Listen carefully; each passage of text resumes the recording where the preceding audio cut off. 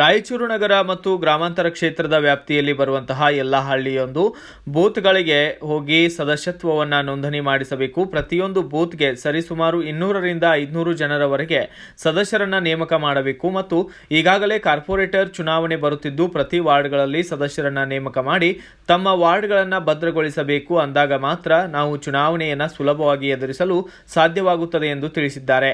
ಇನ್ನು ಜಿಲ್ಲಾ ಪಂಚಾಯತ್ ಮತ್ತು ತಾಲೂಕಾ ಪಂಚಾಯತ್ ತಮ್ಮ ವ್ಯಾಪ್ತಿಗೆ ಬರುವ ಹಳ್ಳಿಗಳಲ್ಲಿ ಈಗಾಗಲೇ ಚುನಾವಣೆಗೆ ಸ್ಪರ್ಧಿಸುವಂತೆ ಆಕಾಂಕ್ಷಿಗಳು ತಮ್ಮ ಹಳ್ಳಿಗಳಲ್ಲಿ ಬೂತ್ ಮಟ್ಟಗಳಲ್ಲಿ ಸದಸ್ಯರನ್ನ ನೇಮಕ ಮಾಡಿ ಮತ್ತು ಬೂತ್ ಮಟ್ಟದ ಕಾರ್ಯಕ್ರಮಗಳನ್ನು ನೇಮಕ ಮಾಡಿಕೊಂಡೇ ನಾವು ಈಗಾಗಲೇ ನಮ್ಮ ಕರ್ನಾಟಕದಲ್ಲಿ JDS ಪಕ್ಷದ ಒಂದು ನಿಲುವು ಇದೆ.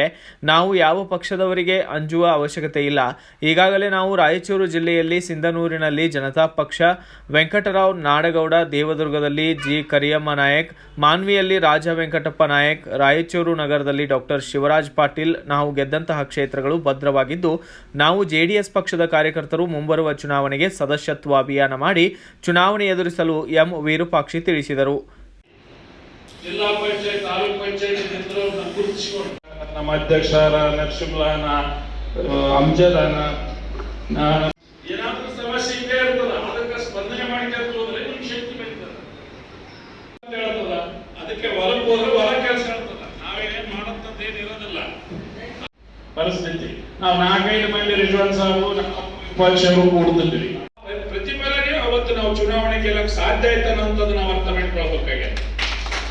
ಅಂದರೆ ನಮ್ಗೆ ಇವತ್ತು ಜಿಲ್ಲಾ ಪಂಚಾಯತಿ ತಾಲೂಕ್ ಪಂಚಾಯತ್ ಎಲೆಕ್ಷನ್ನು ಆಗೋದು ಎಲ್ಲ ಕೋರ್ಟ್ ಆದೇಶನೂ ಆಗದ ಹಾಗೆ ಆಗ್ತದೆ. ಅದಕ್ಕೆ ದಯವಿಟ್ಟು ಇವತ್ತು ನಮ್ಮ ಕ್ಷೇತ್ರದಾಗ ಇವತ್ತು ನಾವು ಬಲಿಷ್ಠವಾಗಿದ್ದೀವಿ. JDS ಕಾರ್ಯಕರ್ತರು ಎಲ್ಲಿ ಕುಗ್ಗಿಲ್ಲ. ಯಾಕಂದರೆ ಎಲ್ಲ ಕಡೆ ನಮ್ಮದೇ ಆದಂಥ ಒಂದು ಶಕ್ತಿ ಅದ. BJP ಅವ್ರಿಗೆ ಏನಾದ JDS ಇಲ್ಲ ಅಂತ ಅವ್ರ ತಲೆಗೆ ಇರ್ಬೋದು. ಆದ್ರೂ ನಾವು ಹೊಂದಾಣಿಕೆ ಮೇಲೆ ಇದ್ದೀವಿ. ಅವ್ರ ಅರ್ಧ ನಾವು ಅರ್ಧ, ಜಿಲ್ಲಾಧ್ಯಕ್ಷರು ನಮ್ಮ ಇಲ್ಲಿರ್ತಕ್ಕಂಥ ಮುಖಂಡರು ಕುಂತ್ಕೊಂಡು ನಾವು ಅರ್ಧ ಟಿಕೆಟ್ ನಾವು ತಗೊಂತೀವಿ. ಅದಕ್ಕೆ ದಯಮಾಡಿ ನೀವು ಎಲ್ಲೆಲ್ಲಿ ನಿಂದಿರ್ಬೇಕಂತ ನಿಮ್ಗೆ ಇಚ್ಛಾಶಕ್ತಿ ಅದ, ನೀವೆಲ್ಲ ಸ್ವಲ್ಪ ಅಲ್ಲಿ ಸಂಘಟನೆ ಮಾಡಬೇಕಾಗ್ಯದ. ಯಾಕಂದ್ರೆ ಪಕ್ಷ ಸಂಘಟನೆ ಮಾಡಿದಾಗ ಮಾತ್ರ ನಾವು ಮುಂದೆ ಬರಾಕ ಗೆಲ್ಲಾಕ ಈಜಾಗಿ ಅವಕಾಶಗಳು ಸಿಗ್ತಾವೆ. ಯಾಕಂದ್ರೆ ಇವತ್ತು ಒಂದು ತಾಲೂಕ್ ಪಂಚಾಯತ್ ಅಂದ್ರೆ 6-7 ವಿಲೇಜ್ ಬರ್ತಾವ. 6-7 ವಿಲೇಜ್ ಆಗಿ ನಾವು ಪ್ರಾಮಾಣಿಕವಾಗಿ ಇವತ್ತು ಪಕ್ಷ ಏನು ಸಂಘಟನೆ ಮಾಡಕ್ಕೆ ಇದು ಮೆಂಬರ್ಶಿಪ್ ಅಭಿಯಾನ ಏನು ಮಾಡ್ಯಾರಲ್ಲ, ಇದು ನಾವು ಪ್ರತಿ ವಿಲೇಜ್ಗೆ ಹೋಗಿ ಅಲ್ಲಿ ಕುಂತ್ಕೊಂಡು ನಾವು ಇವತ್ತು ಇಷ್ಟು ಮಂದಿ ಒಂದು ಗೆಲ್ಲಬೇಕಂದ್ರೆ 2,000-3,000 ಬೇಕು. ತಾಲೂಕ್ ಪಂಚಾಯತ್ ಗೆಲ್ಬೇಕಂದ್ರೆ ನಾವು ಇವತ್ತು 3,000 ಮಂದಿನ ಮೆಂಬರ್ಶಿಪ್ ಮಾಡ್ಕೊಂಡಿವಂದ್ರೆ 1,500 ಮಾಡ್ಕೊಂಡ್ರು ಗಂಡ ಹೇಳ್ತಾ ಅಂದ್ರೆ ಇವತ್ತು ಮನ್ಯಾಗ 3,000 ಓಟ್ ನಾವು ಫಿಕ್ಸ್ ಮಾಡ್ಕೊಂಡಂಗೆ ಆಗ್ತದೆ.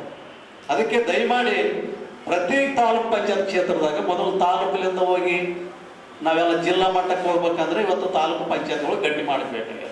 ಅದಕ್ಕೆ ನಿಮ್ಮ ಜೊತೆಗೆ ನಾವೆಲ್ಲರೂ ಎನಿ ಟೈಮ್ ಇರೇ ಇರ್ತೀವಿ. ನಾವು ನಿಮ್ಮನ್ನು ಬಿಟ್ಟಿಲ್ಲ, ಪಕ್ಷ ಬಿಟ್ಟಿಲ್ಲ. ಇವತ್ತು ಬೆಳಿಬೇಕಂದ್ರೆ ಇವತ್ತು JDS ಪಕ್ಷದಾಗ ಮಾತ್ರ ಸಾಧ್ಯ.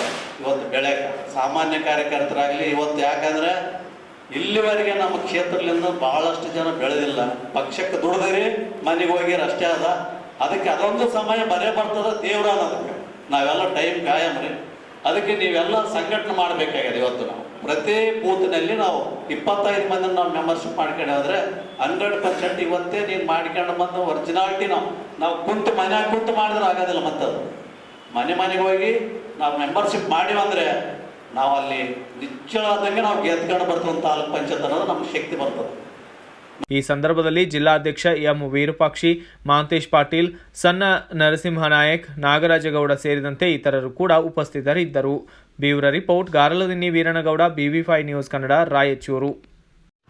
Thanks for watching. Read, discuss and debate with editor Dr. Yan Prashant Rao. Wanted reporters in print, digital and visual media for Bharat Vaibhav Daily Newspaper, BV News 5 Channel and BV Fast Web News from all the talukas of Karnataka, Goa and Maharashtra. If interested, send your resume to 9019229369.